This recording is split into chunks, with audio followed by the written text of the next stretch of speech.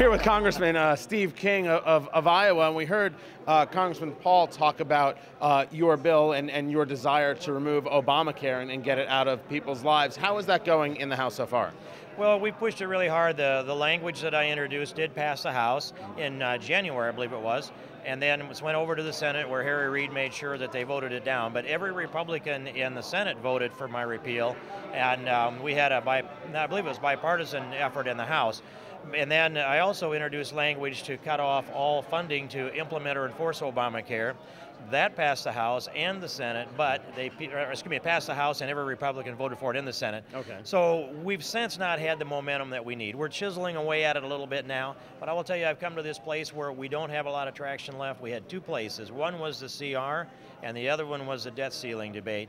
Both of those things are off now, and I don't think we see the leverage in this Congress in the House or the Senate. But the focus is presidential candidates. And I want to see the repeal of Obamacare, the 100% repeal of Obamacare, become the #1 plank in every Republican presidential candidate's platform. That's part of what we're doing here in the straw poll and in preparation for the straw poll. And I have a repeal pledge that will be at my tent, my booth at the straw poll on Saturday. And I'll be asking everyone to come there and sign this repeal pledge. It'll be a huge poster board.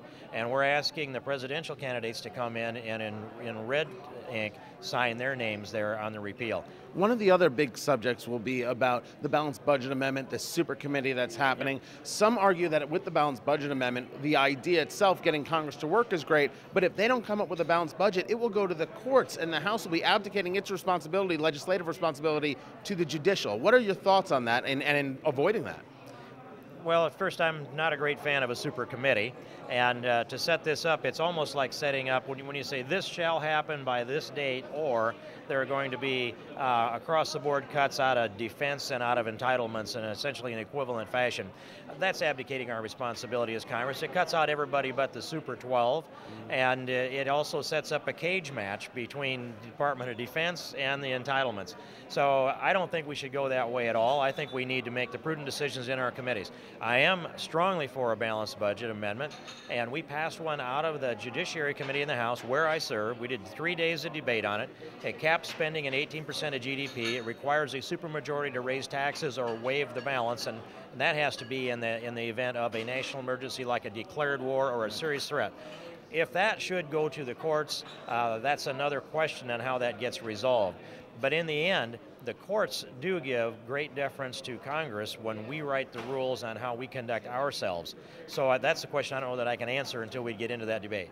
Let me bring it then to the straw poll. While we're, the reason that we're all here, is there a specific candidate that you're endorsing in this race? I've not endorsed a candidate. What I've done is encourage the candidates to come here and campaign all across Iowa. I want to see the activists converge on aims, and this process that it tests each one of these candidates. How strong are they? Can they sell their ideas? Do they have some charisma? Can they raise some money? Do they have organizational ability?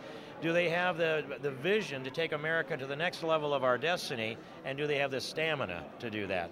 All of those things will make the next president a better president. And so I'm encouraging this process, and I don't think I will make an endorsement until probably after Labor Day. And if I had a secret... Is that because you're waiting for Rick Perry or Sarah Palin to get in the race? Oh, no, not for those reasons, but if they're coming in the race, I wish they'd have been here a couple of months ago instead of coming in late.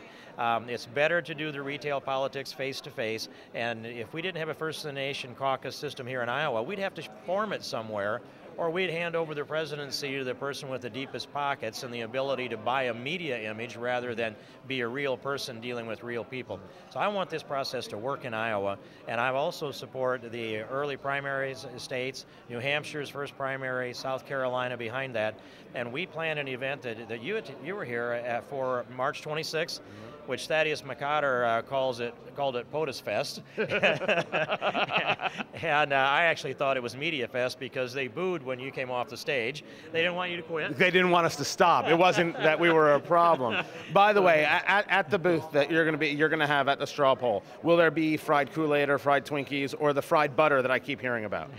You know, I don't know what we're going to have for refreshments at mine. I told you I didn't look at the map. My staff said, you get here, we've got it all planned. They've done such a great job, I take their word for it. Well, we will let you go plan the menu. Congressman Steve King, Thanks always a a lot. pleasure, my You friend. bet. Thanks for being back with us. Much more at PJTV. Stay with us.